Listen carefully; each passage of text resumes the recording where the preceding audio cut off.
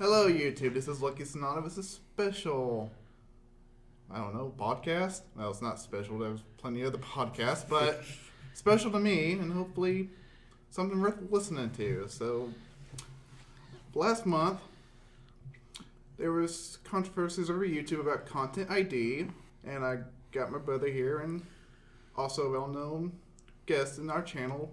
Well, let's see your gamer tag. Or Phoenix 6500. Hi guys, how you doing? Yeah, and also real names is Jake. Yep, my real name's Jacob. So we'll be referring to each other as our real names too. So yeah, I was screw alias. Yeah.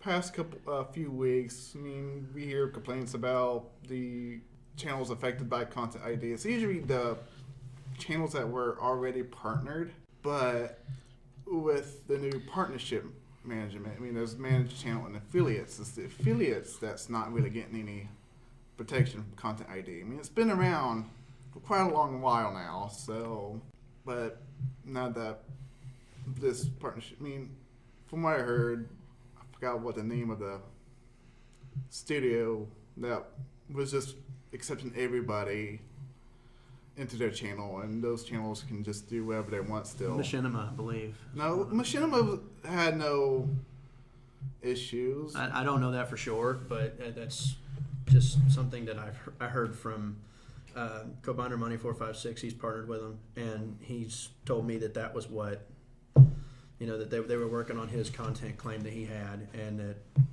Machinima's usually good about doing that. Apparently, we don't really know that too much about it, honestly, if I'm thinking about it. Well, I know that a lot of people said that it sucked because they had moved their videos up there that were up there for years, and they never got content tagged, and they never. But those were usually managed channels in the first. They were like affiliate. Partner channels in the first place, but they just been acquired to affiliates when this system kicked in. And that's when they got flooded in with all this Content ID. Yeah, and I personally, for me, I don't like it, but I think it's best for people to keep an eye on their content, so that way people won't just try to give downloadable copies out, or try to protect their content. Because yeah. I know for me personally, if I was to post a video, I wouldn't want somebody to just copy paste it to their own personal computer and try to use that content as their own and say, hey, this is mine, when it's really not. I can kind of understand where YouTube's coming from with this.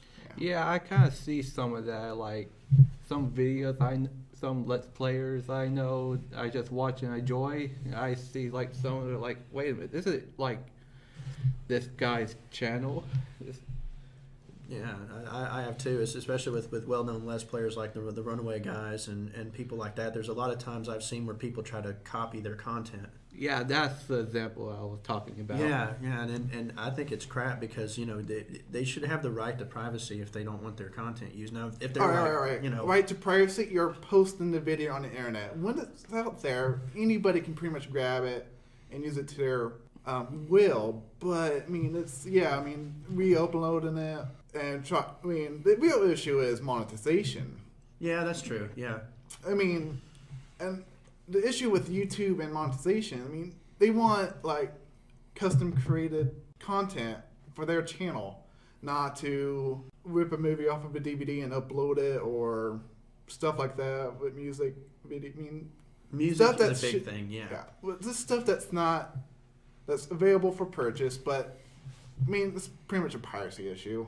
Yeah, and even worse made when it's being monetized, and all of a sudden this one person that uploaded Harry Potter gets 1 million views and monetizes it. I don't know how much the monetization probability is. If you're doing quite well with it, you could probably make a decent living, but you gotta be doing really well. But if you're just uploading movies, it's not your own made. Right. However, reviews of the movie and taking clips of the movie is okay. It's still considered under fair use. Now, with the Content ID, just because your video is ID doesn't mean you violated the copyright law. Well, I do know that somebody got flagged. Like a lot of people have gotten flagged for music, like especially for Let's Players if they're using game music. Like I know that game music is a big, pop up on the screen. Like this is one thing you shouldn't do. That's why a lot of people like they complain. I've seen comments where they'll say like, why do you talk over the cutscenes? Why do you talk over this or talk over that? It's because they're trying to avoid copyright issues because because a lot of times those cutscenes will have game music in them. And game music is being flagged a lot, especially for like Mario Galaxy and things like that. It's getting flagged. Well, about any major game music. Grand Theft Auto 4 and 5, I don't know, can really flag that up and let the in-game radio go on because that's actually licensed music. Yeah, mostly the music is just like on the radio where you just driving your car, just driving a car. Yeah. But yeah, I mean, that stuff can get flagged easily. It's easy to catch. Music's kind of hard to argue against if it's fair use or not. I mean, it could be just playing in the background. And still, there have been some videos that's been taken down for just the music in the background. I know that happened to Proton John once. That has happened to a few of his videos. Well, music is important because that gives like the game atmosphere. I agree completely. Yeah, but still.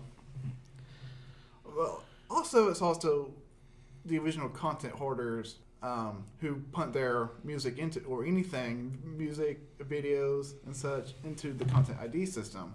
It's just an issue of like they can't really monitor a lot of it. Because like if they say, well, this is how it has to be, you can't have any in-game music in your thing, that would completely kill a lot of Let's Plays on YouTube because sometimes they want you to hear the game music so that way you can see if you like the music yourself. I know that Kobandermani did that for his Let's Play of Legend of Zelda Wind Waker HD.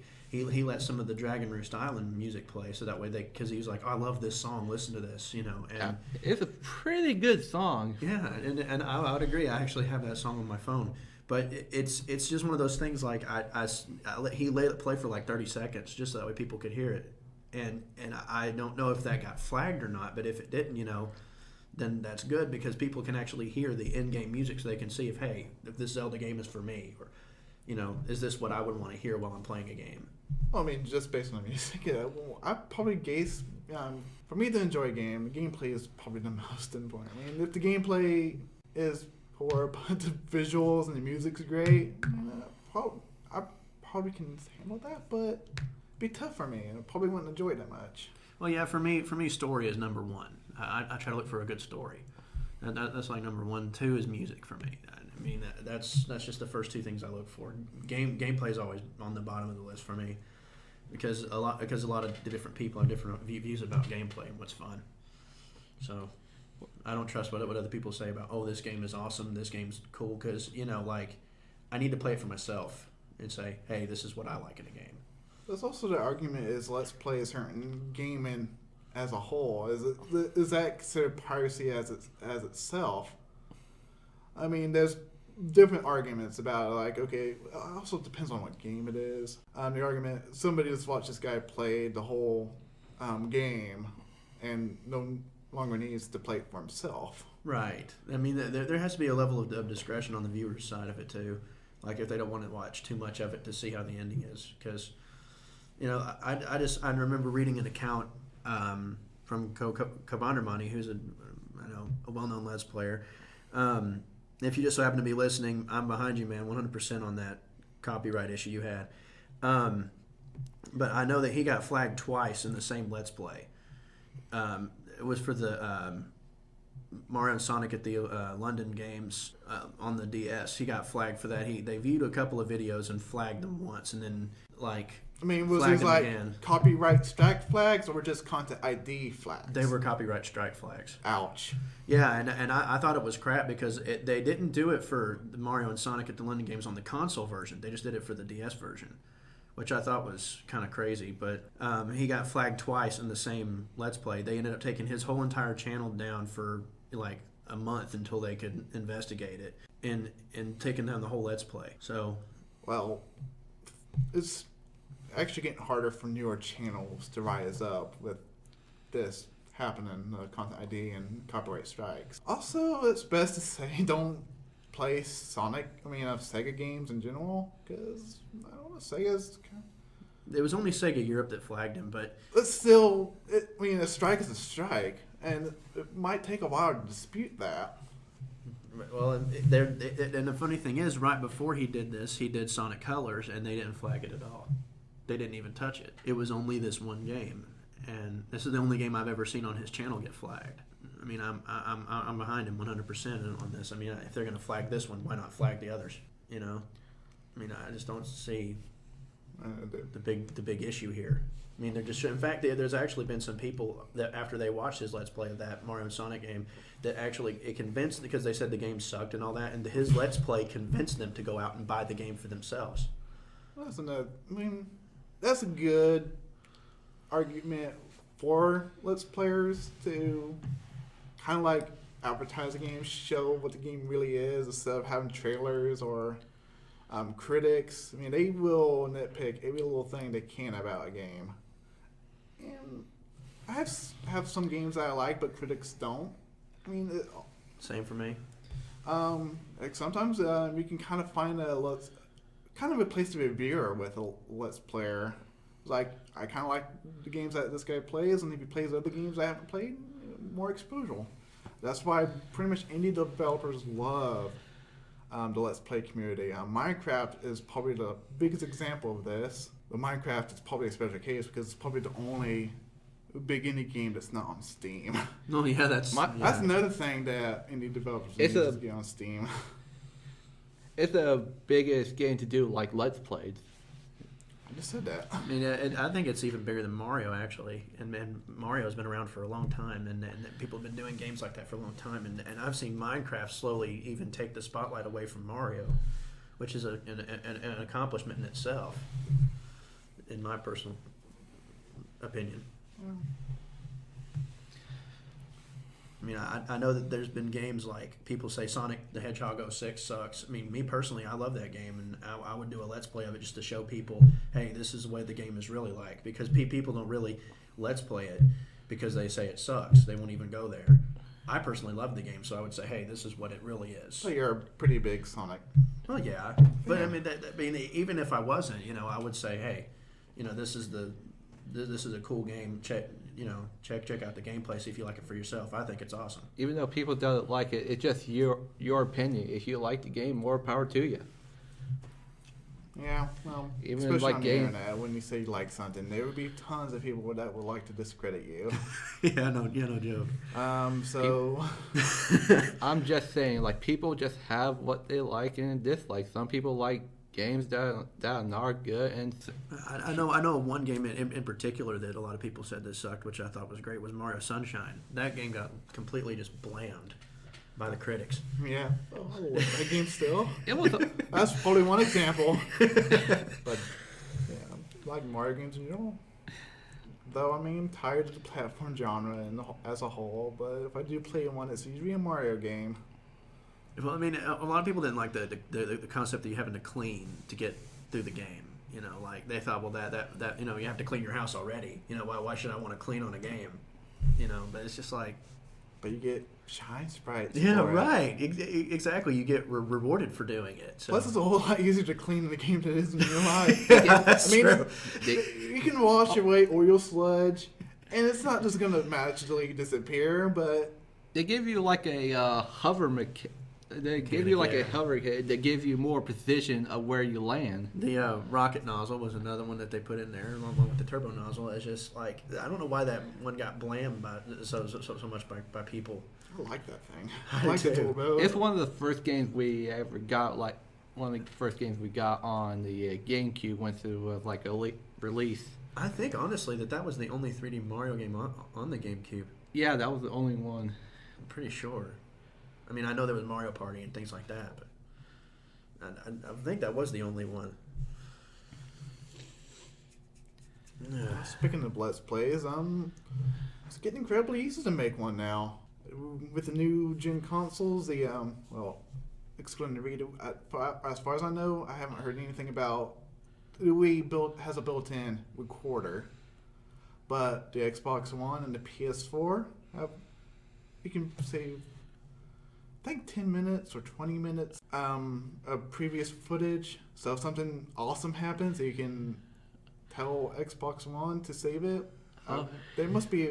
I hear you can do it through voice, but there must be a way to do it. Yeah, I do remember that.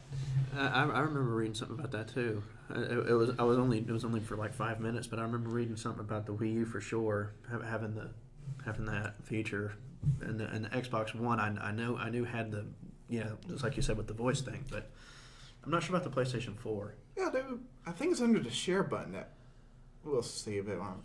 Then I would say I don't own a PS4 or an Xbox One, so I haven't really tested this out myself.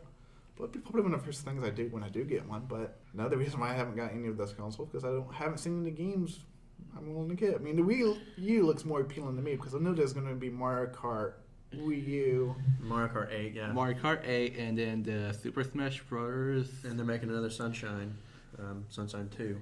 Are you sure about that? Yeah. Yeah, Nintendo confirmed it a few months ago.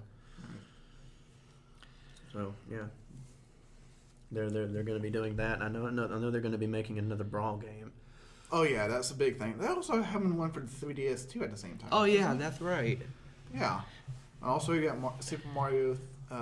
Was it 3D World? World, yeah. Yeah, on the Wii U. Yeah. With new power-ups and stuff, yeah. And one big game that I really want to play was Pikmin 3. I've been waiting for that to come out for years. Yeah, I can understand that. Yeah, you're a much better Pikmin gamer than I am. And I actually did read about that in a magazine, how they're supposed to come out with it. With my Game Informer, they were talking about Pikmin 3 and Luigi's Mansion 2, and they came out with the other one first. But it's been renamed into Dark Moon. Yeah. I heard quite good things about Dark Moon. I haven't played it myself, but I've heard good things too. The biggest thing I'm looking forward to is like HD remakes of classic games. Like when they did the Wind Waker HD remake and things like that. When they're coming out with all those for HD remakes for the old classic games like that. That's what I look for. God, I wish they spent that remake on like Ocarina of Time. Well, that is they made like. Well, they did that already for the 3DS, but yeah, maybe the Majora's Mask or something. Yeah, I mean, I'd say the Wind Waker looked great on GameCube anyway. I mean, just the art style, it held up quite well. Yeah, I love the game. It's probably my favorite Zelda game of all time. I'm hoping to get a chance, hope like Nintendo give like a remake to like a Paper Mario South in Your Door. Yes, I really regret like not getting that game when I was like out. But I mean, I personally feel though that in like that Thousand Year Door and like Wind Waker that the music really fits the game. Because it's like it immerses you in the experience, especially when you're sailing across the Great Sea in Wind Waker. Like that music, it just fits. I think because it makes you feel like you're in a big vast area. Just if you were to close your eyes and just listen to the music, it would make you feel like you're in a big area. I mean, I don't know what you guys think, but that's just me. You're just out in the sea. Yeah. Without a care in the world. That's one of the reasons why I love playing games because you can kind of remove yourself from your own life. You know what I do when I'm sailing across the game? No. Listen to podcasts.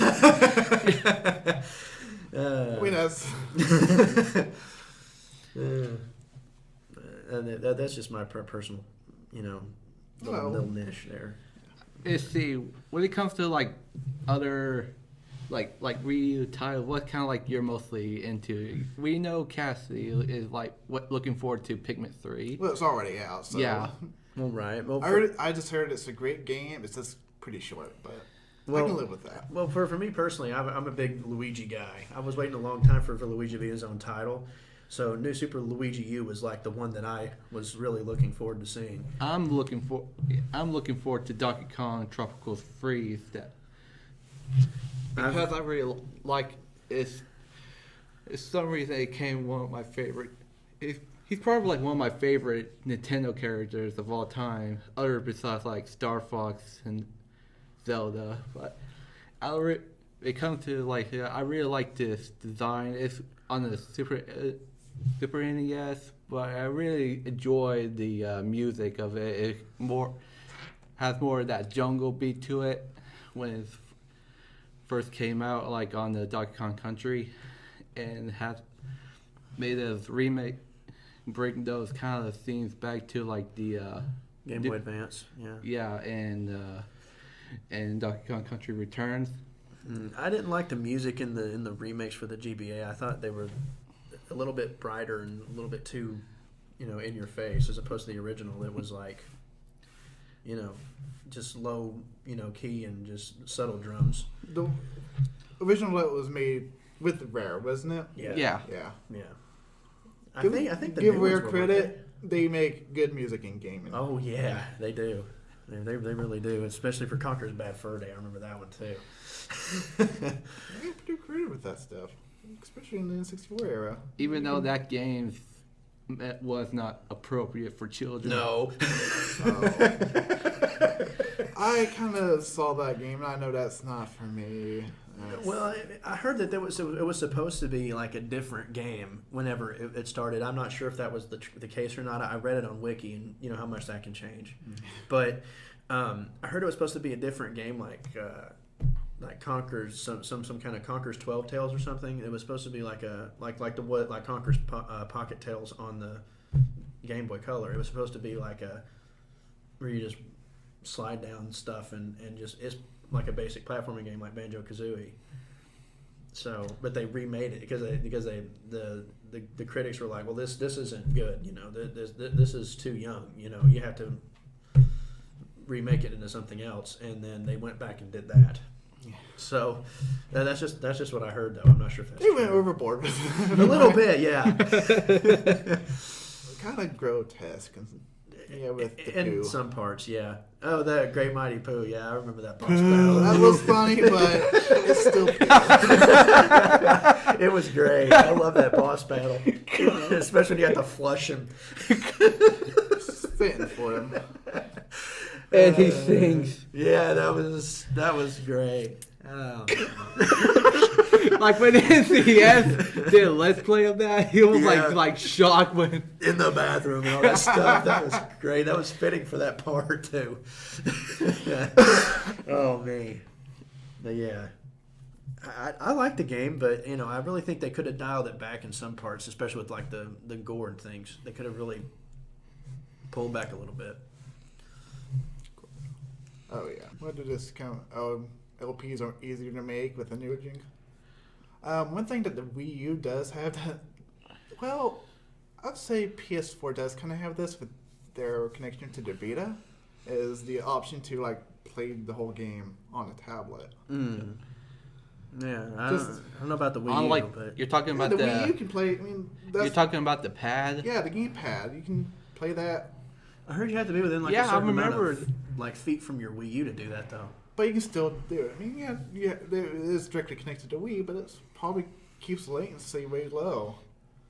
Yeah, I can. Yeah. But no, you can't just go across the city and play. Have the Wii U gamepad to play. Give me one that's on the Wii U. I'm kind of glad they did it like that too, because it prevents copyright and stuff. How does it? I mean, Well, like, because if you were to have just the game on your gamepad, and you can go to someone's house, and they could say, well, I want this, connect it to theirs, and boom. well, it'd be I thought- DRM built into it, regardless. I thought like it's something like you could just play a game right in here while if someone wants to watch like a football game or something. Yeah. That's one of the main reasons why they did that, because maybe in the main family room, and people might want to watch TV instead of watch you play your game. Right, and I know with the NVIDIA Shield, they're coming out with all kinds of great, like mobile market games and stuff like that, and they did that for that reason, where you can, do that while they're watching TV or something. Well, it's already on the computer. The NVIDIA Shield and for like game streaming, it's pretty much if you just want to sit in the couch and lay back and play it on the screen, or you can even just use the controller itself as a controller for your PC. Along with NVIDIA Shield, NVIDIA Experience or GeForce Experience, there's an option to record your gameplay through that too. I didn't hear about that. It works pretty much the same way as the Xbox One and PS4. You can hit Alt F10 or Alt F9. F10, I think, will allow you to save up to 20 minutes of your last gameplay. I mean, it kind of be keeping up with the recording automatically built into the graphics card. That's another thing. You gotta have like at least a 600 series graphics card for this to work. But if you already have it, G6 experience is worth a check. My experience, it doesn't work with every game. I mean, I have been trying it with Flight Simulator X, which is kind of a weird game to try that with, but it doesn't really work too well. Works well with the Trike Ultralight, that's about it, but other planes not so well. But I've tried it with Portal 2. It works as advertised. Yeah, I haven't really gotten the chance to look into the Shield much, but I did watch some videos on it, and it looks kind of sleek, with the looks of it, and it's got all that powerful processor and everything in it. So, with it being that small, it's really, really good from what I've seen of it. Especially with NBA Jam, it's another good game. Wasn't that game was on like a Genesis game? Yeah, I think it was, yeah. And then they did an arcade remake of it for the 360, I believe. But the Shield looks like something that I would really get into. It's just like with that Steam, subscription thing. I don't know if I could. Yeah, you have trouble. You don't have constant internet in your house. No, unless I tether my phone, which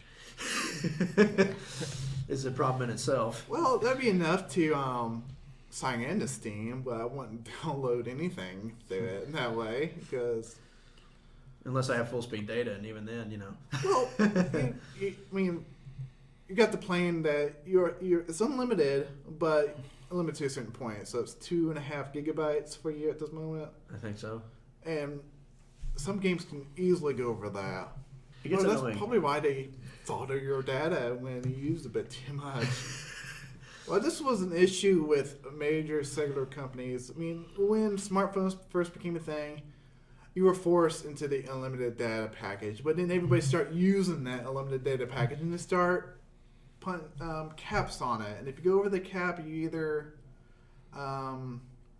pay more or throttle. So it's either one of those two. I get throttled a lot because I don't ever pay for more data, but. Well, it's either that or pay for more data. Plus, it's your mother that's pretty much paying for the cell phone bill. No, actually, it's me, but she pays it online, but it's my money. Oh. But. So don't you have the option to say, I want this package? Well, yes, I could do that, but right now I'm having to pay you. Oh, yeah, for the computer. Oh, yeah, well, but that is an option later on.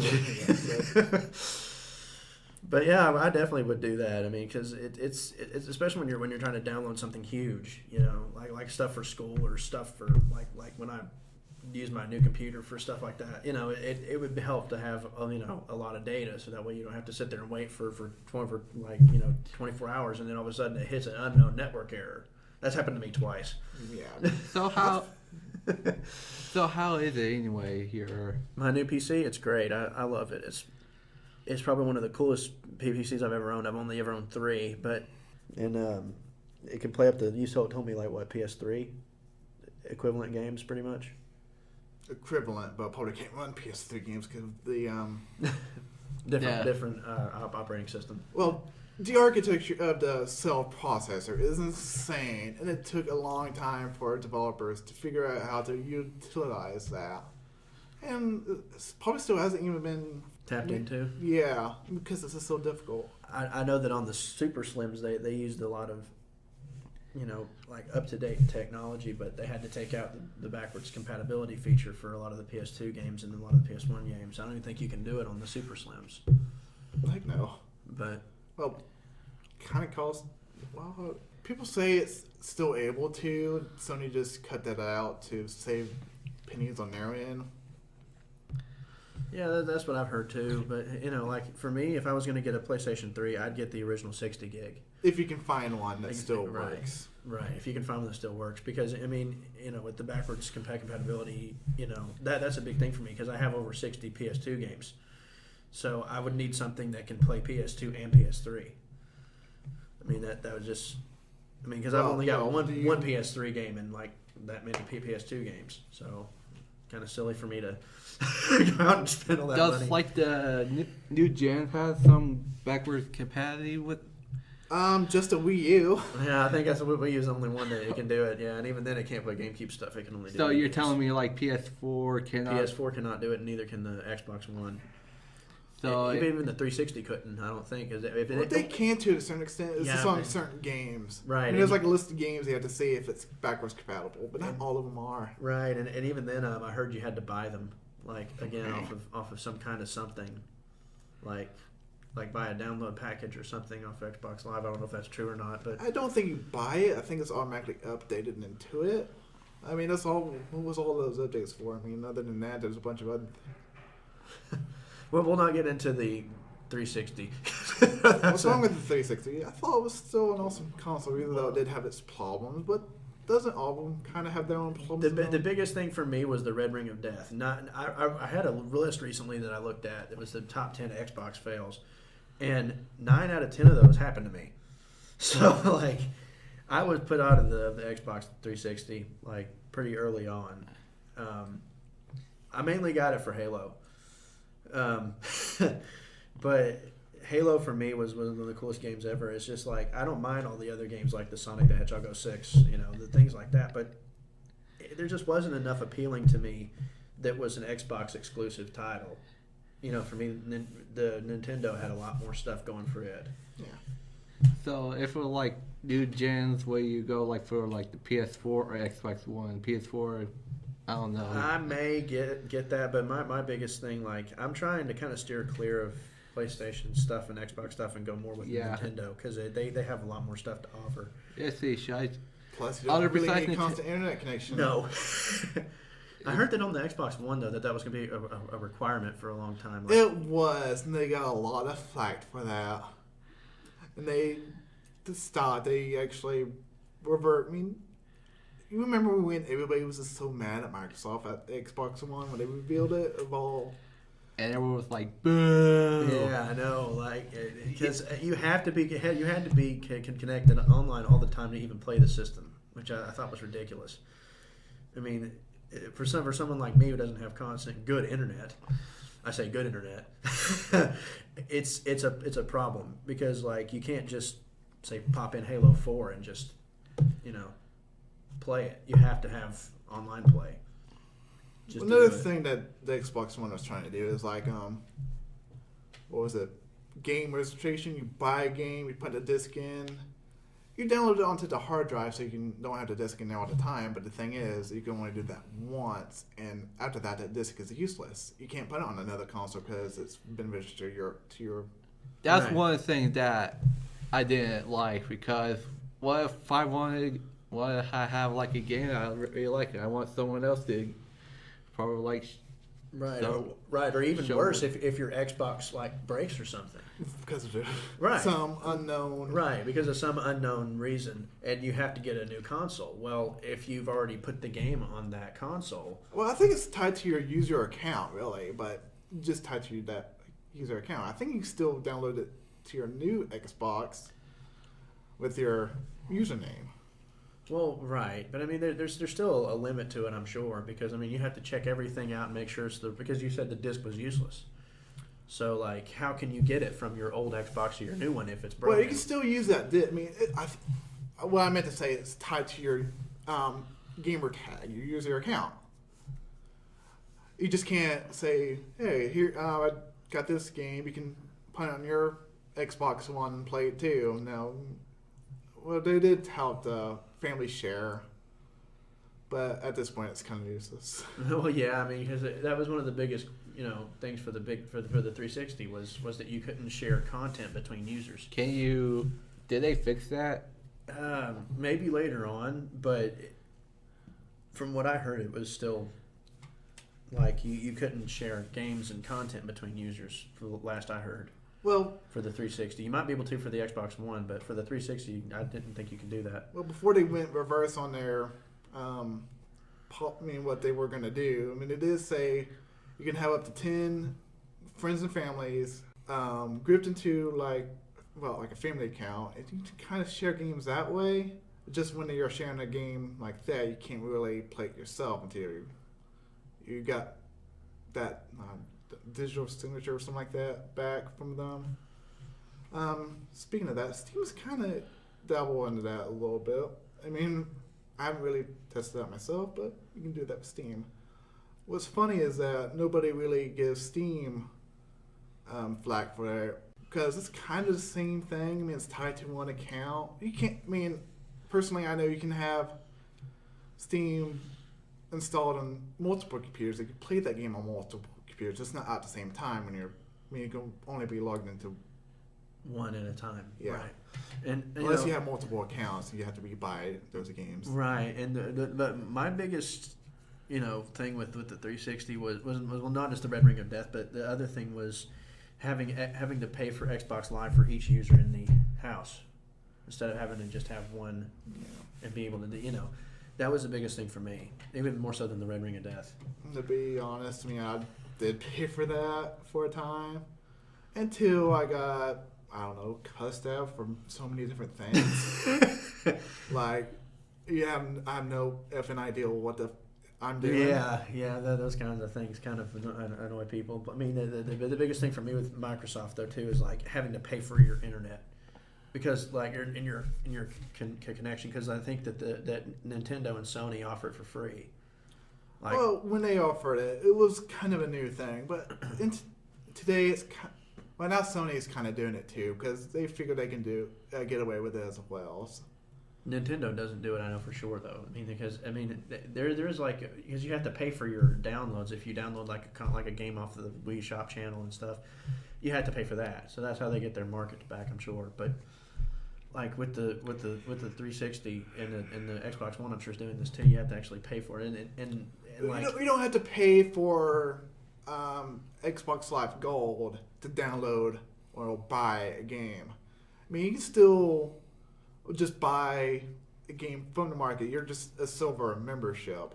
You can still browse. You don't have to pay. You can still download demos and buy and download full games.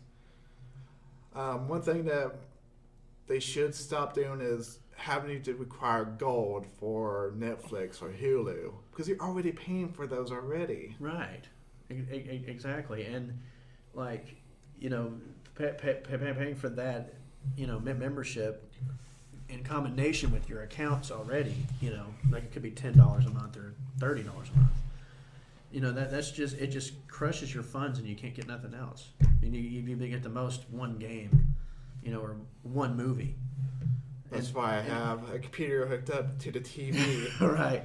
I mean, but see, online gaming has pretty much gone from like a little, like side thing that some people did to like a gaming standard. Everybody does it now. So it's just like, why make you pay for something that's, a standard across the board where everybody does it, especially with like Call of Duty and things like that.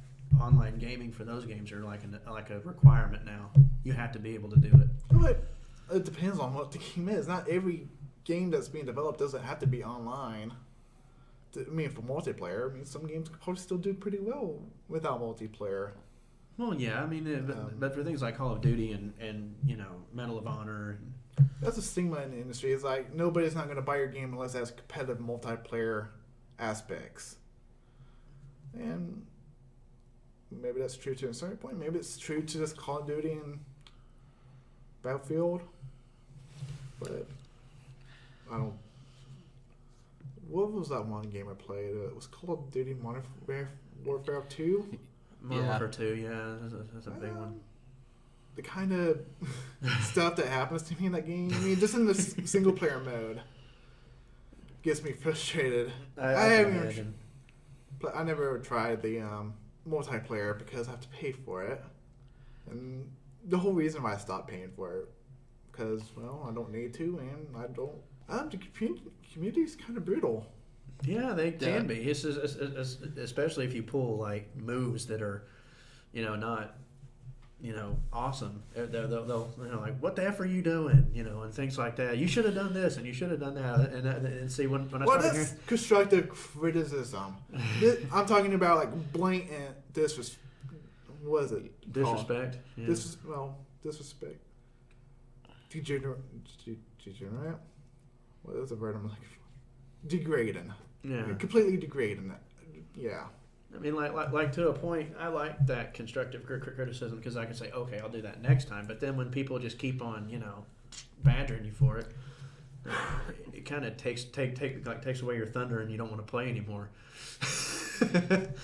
You're just better off just muting off those players. Pretty much. Yeah, that's a good option. Just mute the TV and just play without. No, I mean just music. mute the people out we were talking about. Just the one that's just. Shoot, I forgot the word. But anyway, just mute those people. You can do that.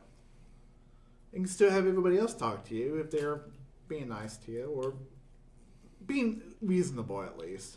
Yeah, that's the problem with it. It's the internet. I mean, people are going to be unforgiving on there sometimes. But what can you really do about it? I mean, you can't tell them to shut up, or anything like that. You can't tell them to shut up and mute them. That works. Yeah, but I mean, like, you can't really tell them what to do. Ultimately, it's their choice what to say. I mean, because it's the internet. But the anonymity, and if you have to use your real name and you're doing that stuff, what do you do it? I mean, what do you? No, I don't ever do it anyway. Yeah. I mean, I'll make comments and stuff when we're playing Mario Kart or something. I think some of your comments are quite nice. Like, who threw that blue shell at me? Or something like that. But that's about, like, the extent of it. I don't trash talk people a lot. I mean, I try to avoid that because I don't want it done to me. Why about doing like on a Let's Play, just having a good time? Yeah, I mean that's the whole point of it. I mean, people are going to make comments like "you stupid person" or something like that, but it's just playful banter. It's not serious. Oh, it also helps that you don't really know the person, and it's like, okay, that's how you feel about me. I'm sorry, but yeah, really. I mean, when you're doing anything on the internet, when you make a comment, you might be commented back by other commenters. Yeah, like, screw you or something. That was funny or something. Yeah. Ah, screw you. That was funny. But, yeah, you kind of have to have a thick skin when you're online. Yeah. There was something else I was wanting to talk about, too. You were telling me an account you read about a guy who had a robotic heart. I remember you were telling me about that. Kind of certain subjects are like. Well, yeah, I heard that from Linus Tech Tips live stream on Twitch. I thought that was a cool thing to share. That was just pretty much just like a sample of what technology can do and what we have gotten into. Artificial heart. Yeah, artificial heart guaranteed for at least 5 years. It is $200,000, but for our and your life, if it comes to that, doesn't seem too much. The artificial heart reminds me of one of the episodes of Star Trek. Yeah, I think I know the one you're thinking of. Yeah, Yeah. I had to think for a second. It's for the trickies. Well, I'm a Star Wars guy, so I mean I've seen Star Trek sometimes, but the only one I like is the next generation with Patrick Stewart. It's the only one I really like. So yeah, I pretty much like the Deep Space Nine. The reason I say that is the one I remember the most out of when it comes to Star Trek. I do, don't get me wrong. I love the next generation, but I'm just saying I remember that one the most, and you probably like the next gen because it's the one you remember the most. Well, yeah, it's the one that was on when I was a kid, so it's the one I got into. And plus, my mom's a Trekkie, I was forced to watch it. So was my mom. Our mom. Well, she watches Trek. I wouldn't think she would consider herself a Trekkie, but she enjoys the show. She marathon through When I was younger, I didn't enjoy it much because I was more into Star Wars. Yeah, me too. I remember watching it when I was younger. I wasn't at that age where I can appreciate dialogue. Yeah. But yeah, I think it's cool how far technology's come. Because like especially with that heart. I mean, even like, how can you make a human heart like that and still make it work with all the rest of the organs and stuff? You know, I mean, it's just amazing how with the compatibility and stuff. I mean, it just never seemed like something that could happen. Like, do you ever like actually watch a try to understand what they're what they say, try to solve the problem they have, like some unknown anomaly? Yeah, it felt like something from Star Trek when I first heard that from him. I was like, wait a minute, I know this from somewhere. But I mean, if they can make a heart, like, imagine that. Why not a brain? Imagine that watching that when you're a kid. Brains is a different beast, but go on. I feel like we just watched one. Is like you're just, on your couch just watching. The next thing you're seeing like this Star Trek episode, and the next thing talks about all these complex technology stuff, and they're like, when the episode like, what did they just said? Right. You're confused as crap. You're just looking at it like, wait a minute, what? Okay, how did they come to that conclusion? They have all these random facts, and then all of a sudden, hey, this is it. Hey, wait a minute. How come they're? Hey, wait a minute. How come they're in this place while they're like on like in space? Like what? But I mean, I personally love Star Wars. Wait a minute. How you're on the beach? Are you supposed to be in the ship on the bridge or something? Holodeck, yeah. That was a big thing for me. Was that it was just like, wait a minute, how can you? Because the way they cut to it, it made it look like he was really like on the place that he was at in the holodeck. Wait, how come they're on the how come they're on the train? Right. I have no idea what you were talking about. Well, I never watched. Yeah, I mean, I guess the both of us have watched more Star Trek than you, but I mean, it's weird because I mean, like even George Lucas in Star Wars did something close to that. I mean, he had kind of a thing where he would, cut to one person in this desert, and then, they would be there, and then all of a sudden they would have a hologram over here in this place, and the person would be talking to the other person that's like 300 light years away or something like that, and it just confused a lot of people until George explained it. Like, hey, this is what this is called hologram technology. This is what it is. They didn't understand. I mean, you got to understand when Star Wars first came out, it was back in the 70s. So that was new to a lot of people. Nowadays it's kind of common, but like when you think of Star Wars, you think holograms. But then it was just like nobody heard of it. Still waiting for hologram technology to really take off. I know, that would be so cool. Because then we can have hologram like conversations instead of having phone calls. Like a little mini hologram thing, and you can sit there and actually watch the person.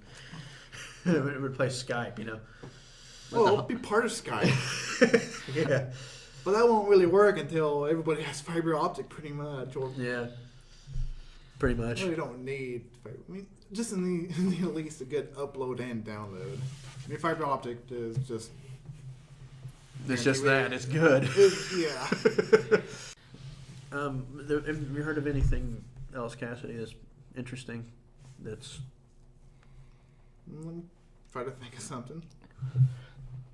But while we're talking, it reminds me of one of the movies I watched on Netflix. It was like it had to do with Picard when he was like become a Borg and whatnot. Oh yeah, I remember that. Yeah. I haven't watched much of it. I was like, it's really good. I was like distracted. I don't remember the name of the movie. I was like distracted, like watching like some YouTubers like The Walking Dead season 2. I've heard a lot about that series. I still have not yet watched it. I was like more interested to listen to that. Want to see like even though we don't have the games, but we just right. I just trying them out. I just like want to enjoy the story of it. I wanted to hear y'all's personal opinion on this show, and that's the Legend of Zelda show that they came out with. I wanted to hear y'all's thoughts on it.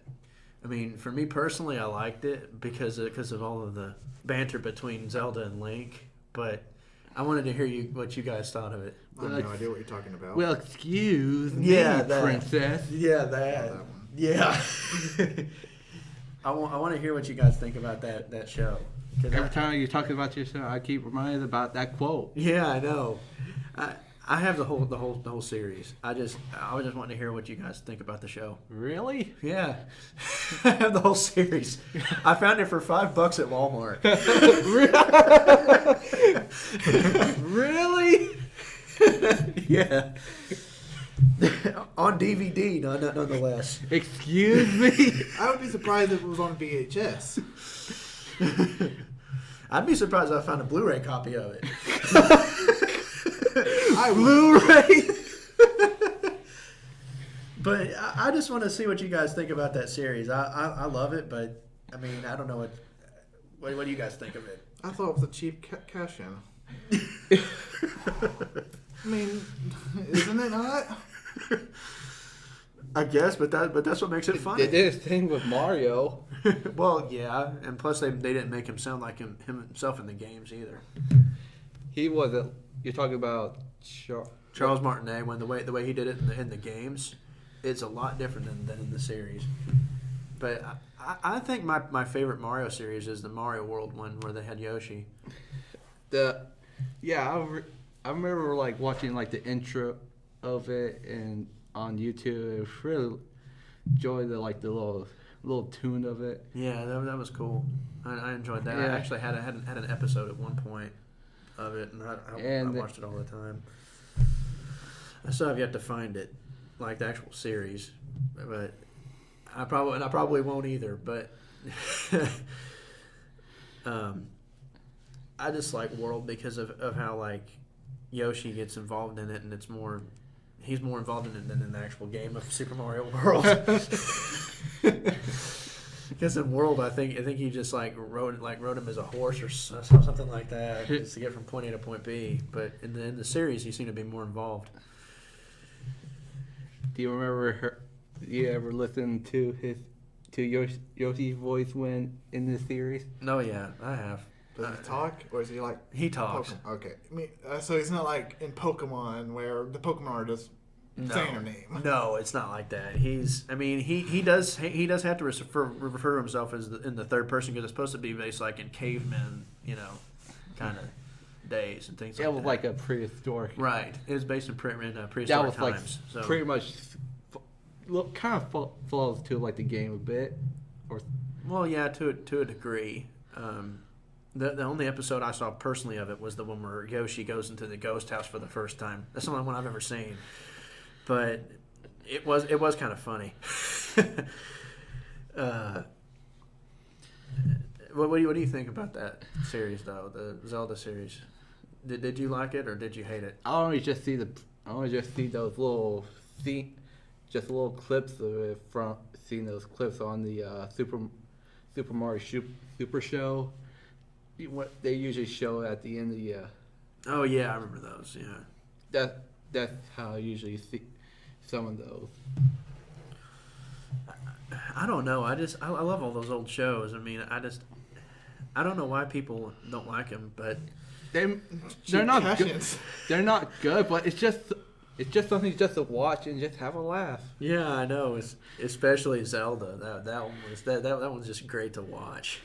It's especially when he makes her fall into the pond every single time he jumps out the window and saves himself. That's just great. But yeah, you guys want to? Anything you hope to see in the future in technology-wise? Well, yeah. Anything actually, that might be possible? Well, yeah. Actually, I would love to see like an actual like what they did with the Kinect, like actual like live action gaming. Make it improve it. Right, and make it like actual 3D gaming that could envelop your house. That would be insane. Awesome. Yeah, That'd be something like a. That would be so cool though. That kind of like reminds me of like a holodeck something. Yeah, that would be awesome because then you could do like it would help out the military a great deal because then they could do combat situations and stuff, just training instead of having to. Yeah, I do remember something like. But like I think it'd be great for the gaming world because it would be like you could, play games with your body instead of having Or to you could- spend, And also a billions great of way dollars to on it. create your own night, Right, Or and something. create your own game, yeah. or just something that you just want to, just something for yourself. I think that would be awesome though, to have like a 3D gaming thing like that without having to have a helmet or anything, just to kind of like push a button on a wall or something and start up a game, and then you just use like pop-up holographic touchscreens and I maneuver was- through the menus. I think that would be so cool. Just imagine the amount of resource you need for that to happen. Yeah. Well, yeah, true, but it would still be awesome. It would still be awesome, but all right. How about anything that in the consumer side that might be possible for high-end consumer? But yeah, if you have anything to add, ever heard of the Oculus Rift? That kind of Oh yeah, I haven't heard of it. It is a virtual reality headset. But it does have like motion tracking, so if you look left or right or up, you will actually look left and up and right. If you watch like Markiplier or PewDiePie did something like watch a video of them using the Oculus Rift, I love the guillotine simulator. That stuff is hilarious. Just their reaction. Even if someone go more realistic, it actually lay down like they're on the guillotine, and they trigger the guillotine by looking up at it, and then they see the thing go down, and their head falls in the basket. Well, I haven't personally seen that, but I know PewDiePie is funny to watch anyway. Especially with all his like. So far, I only get like gimmick games for it, but I hear the games that are really good with that is games that you're already sent in for, cockpit games. If you like a flight simulator or driving simulator, racing simulator especially, that'd be excellent for. I hear for like first person shooters, it kind of takes the immersion away when you're still aiming with a mouse. Well, you can still turn, but you're still default. you're focusing. You're just on a chair. You just can't just go like, oh, what's that? You can't do that with the Oculus Rift. You can't do that. It'd just be kind of awkward to do all that, but. Yeah, I mean, I personally don't know much about it, but it sounds like it's real cool. I kind of won't. It's kind of really more exhilarating if you watch someone play like a horror game on it. That's. I would not want to play a horror game on that thing. It I would would. scare the crap out of me. I done the video of this. I played SCP Containment Breach. That game is even more terrifying when you're actually playing it. But I wouldn't want to do that, man. I would get too freaked out. too bad you're doing it. You're gonna make me do it, aren't you? Okay, it's like Not really. I was about to say. like if we're gonna do something like that, you're gonna like put us in like a room, and you're just gonna wait for us listen to our reactions. and then you'd be like so somebody I'll would be walk. there to make sure you don't break anything. Now see, the thing for me, the reason I don't want to do that is because, I mean, I wouldn't mind the game itself, but like, it would be really bad if my mom or my brother or somebody walked in the door at the last second and like, hey, what's up? Scary to death. and I'd be Your just, senses will be just in the game. don't do that again. Kind of a feeling like. Better yet, they can grab your neck when you die. when SCP-173 catches you. Like someone That's the only reason I wouldn't do that, because my brother and my mom could come in at any time and just like scare the crap out of me. my Somebody mom, did that. my mom probably wouldn't do it, but my brother I know couldn't resist the temptation. You're He would come in there and scare the crap out of me on purpose. losing all realistic senses. You're just And I'd look at him and go, "Get out." Get out of my room. I'm sure you guys would too if somebody scared the crap out of you like that. I would get like, Jesus Christ! One of us would be scared senseless, and the other one would be laughing senseless. Do not do that while I'm playing a game. Oh, My brother always tries to scare me to death while I'm playing a game. I sometimes hide behind the door while he's opening the door. My brother used to do that. That ticked me off so That's the bad. best prank ever. Anybody can do it. Oh man. I still have that thoughts about like when he used to do that to me. He would do it just to scare me, and I'd push him out the door and shut it. Oh me. But yeah, it's amazing how far that's come. I think, especially with the 3D like technology stuff that you can put on like VR. It's come a long way. One thing I hope to see it might happen this year. This comes from NVIDIA. NVIDIA G-Sync. All right. The way that TVs and monitors work, they're pretty much locked at a constant frame, usually 60 frames per second. It can be an issue when your game is playing more than that. This situation is called tearing, where like portion of the screen kind of just seems like to be sharing apart. G-Fix, that's part of it. G-Sync promises to fix that and sync your screen to the game, but you won't see that anymore. There is something called V-Sync that's software-wise. It's already implemented in most games. That pretty much limits your game to the frame rate of the TV or monitor, which works for the most part. I mean, but there is... If you're using an HD TV, for example, I mean, you would just be full 60 frames, I'm sure, but... Well, pretty much anything can display at 60 frames per second, but... The issue I'm getting to, when you're playing a game, it does increase input lag, because then you're waiting for the image to sync up to the TV. So, hello. Don't sponsor that. Too late, you already did. But yeah, I mean, many people keep that off and just deal with the tearing because the lag is too much. I have tried V-Sync a little bit. It works all right. The problem is if your frames below 60, it will cut you down to 30, and then that's when you notice it. But when it does happen, you will notice the difference. You can easily tell from 60 to 30.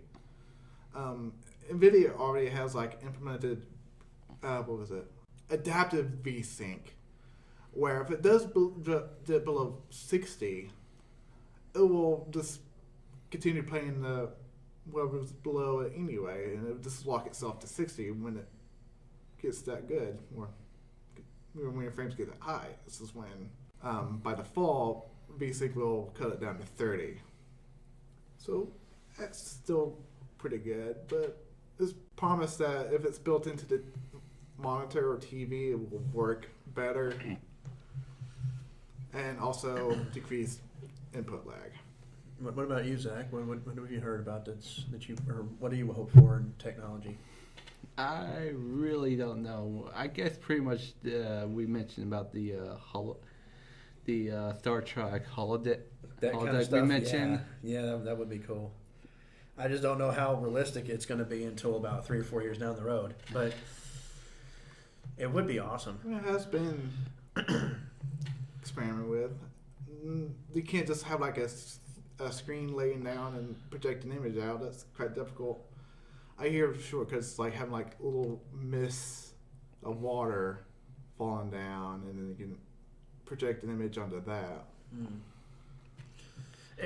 I think also it'd be kind of cool to have that thing like they had in Iron Man 2 and stuff, where he was making that element and stuff with just holograms and swiping stuff. That would be kind of cool too. What about it's the third? What about the third one movie of? Is that? That one's good. I've seen it. I have it actually. So if you want to borrow it, you can. But yeah, I mean, I would love to see that too. Be able to store all your files and have a computer display come up and it's just midair and you touch when stuff. It comes to that would be cool. Now you mention it, when it comes to movies, there are a lot of enjoyment from Marvel when it comes to movies. Yes, especially with technology. That would they. I got to give Stan Lee credit for this, because he comes up with a lot of cool stuff that for technology to put on the screen, and make you think, wow, how did they do that? Well, at least me when I watch them. Especially the Avengers. Yes, Avengers is cool. I love that movie. I don't have it, but I wish I did. Yeah, I got to give credit to Stan for that because he's great about doing that stuff. I mean, because you see a machine on a movie of his and you're like, how does that work? Then when they actually display it, like, and show you how it works, you're like, I want one of those. They're like very good CG moments when it comes to like the climax. And the Hulk is especially when he whacks Thor. That was hilarious. Yeah, that was funny. So all of a sudden out of nowhere, good job, whack.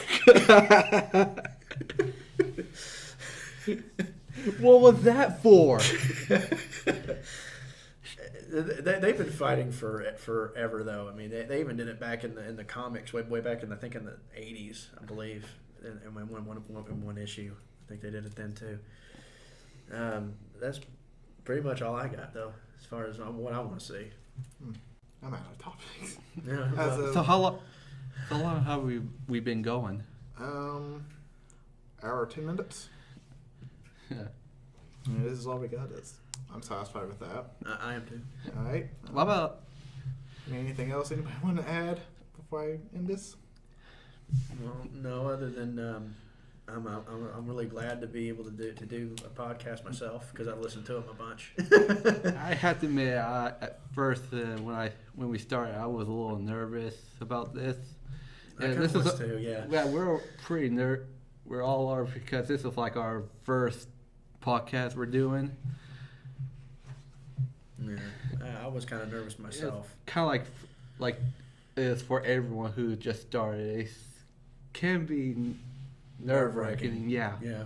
It'll be surprised if it's a little less than what I said earlier because I might cut off the quiet parts. Gonna take a bit of time. So yeah, I'm sure. But that's. I mean, that's pretty much my thoughts on this whole podcast thing. I mean, I never thought that, I'd be part of one or even think about, being able to contribute to it. Contribute my thoughts and what I think about certain things. Yeah. Any other stuff I asked that a while ago. No, that's pretty much all right. I got. Well, that's it, folks. What about? See you next time, if there is next time. Yeah, we'll see you guys later. Bye.